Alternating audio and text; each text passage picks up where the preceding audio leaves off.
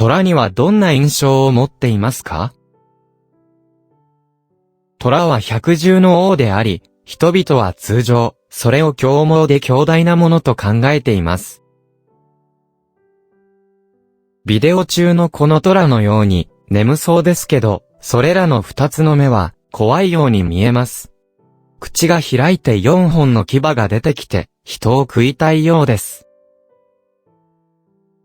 また、この虎を見てください。ものすごく、さっきを、漢字でやってきた。彼の前で動物が出た場合、彼はそれを手放しますか？しかし、今日は、画面上でこの臆病な虎について話します。この虎は、見た目が非常に衰弱で、落ち込んで、病気あるらしい。目には、恐怖が満ちる。つま先で歩き、何かを避けたいよう。一体なぜだ？何十倍の虫眼鏡の下手、このものが、ようやくはっきりと見えられました。それは、蜂でした。この絵は、20.2 乗 25.5 センチメートルしか、ないので、虫眼鏡なして、彼が何を恐れて、避けたいのは本当にわかりません。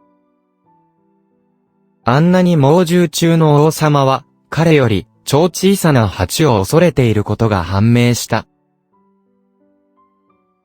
この興味深い絵は、秦の後期帝の21年目に、1682年に、生まれた画家の花眼によって作られました。こちは、彼の後期の作品、写生札内容の一つです。この、写生札は2巻に分かれており、それぞれ12枚の絵が描かれています。今、台北、国立、故宮博物院に収蔵されています。上記の、この臆病な虎は、花眼の写生札の中に、一番面白い、ユーモアを溢れる絵です。名前は宝庫。草原に、通過の一頭の虎が、頭を低く垂れ身体をかがめて、前足を上げている、尾はだらりと垂れ下がっている。蜂の襲来から逃れられないことを知り、刺されたくはないけれど、仕方がないと、哀れな表情を見せている。一般によく見られる、威風堂々とした虎のイメージとは、正反対の姿が描かれている。虎の大きさとは、全く不釣り合いな、小さい蜂。この二者の組み合いを生じた劇的な効果はユーモアに満ちている。彼自身の抱負を達成できないの苦しみと哀れみを思い出した。まるで、この虎と同じように、小さな蜂にいじめられて、心の寂しさと落ち込みを感じました。花眼、言明特攻を、後に眼に変えた、字は、修学、号は、親羅山人。福建省、上皇の人。上皇は、古くから親羅に属し、花眼は長い間、広州に住んでいたから、自分の故郷を忘れないように、親羅山人と自称した。父が創生のため、花眼は22歳頃広州に移住し、紙の工房で見習いとして働き、広州に住みました。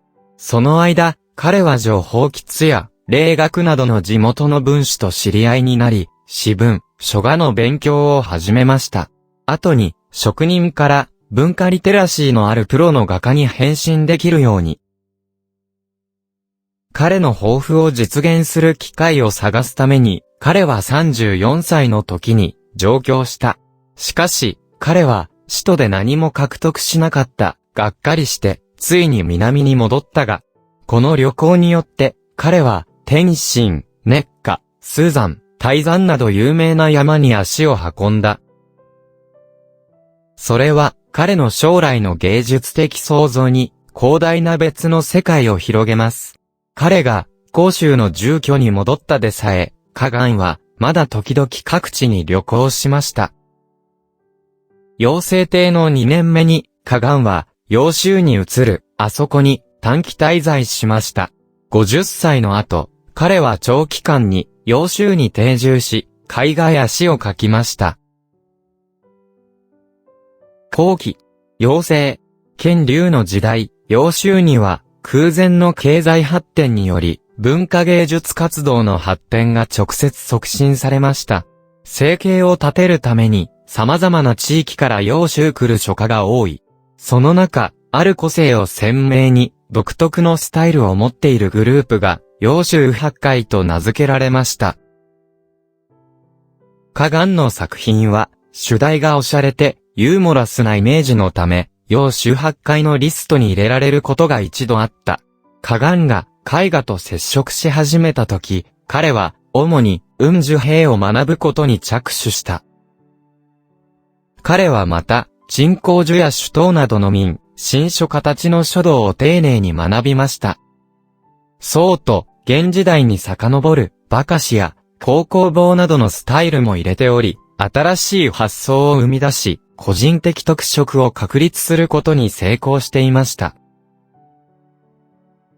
花顔の絵画全体を通して、主題は風景、花、鳥、獣など、ほぼ全能であり、豊かで多様であり、画像は鮮やかで自然であり、自然な趣味と個人的な感情を組み合わせ、軽妙な筆致、明るいエレガントな色彩で、独特の芸術的な魅力に満ちています。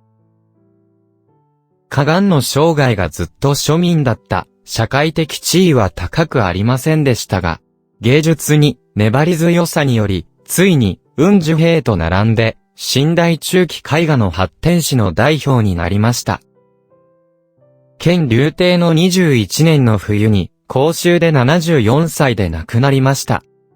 花顔は、かなりの数の絵画や書道作品を残し、500以上の詩を持ち、陸集に収集され、世の中に受け継がれる。最後までご覧をいただき、誠にありがとうございました。また、次の動画で会いましょう。